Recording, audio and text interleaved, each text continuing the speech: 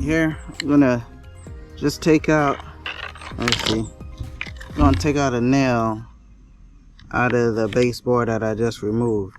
The best way to do this is, of course, with a hammer, and one with a profile in the back like this that can remove nails. So a nail hammer, not one of these, it's not gonna work.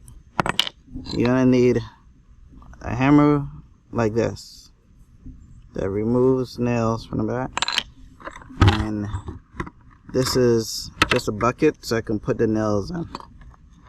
Alright,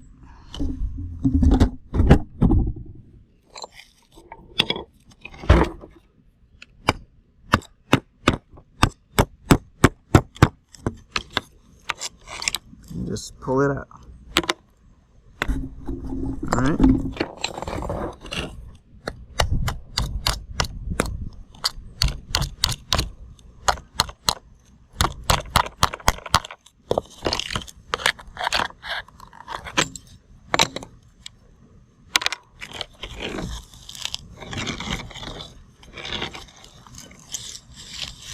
you want to make sure you remove these nails, because you don't want them coming up and surprising you one day just walking about.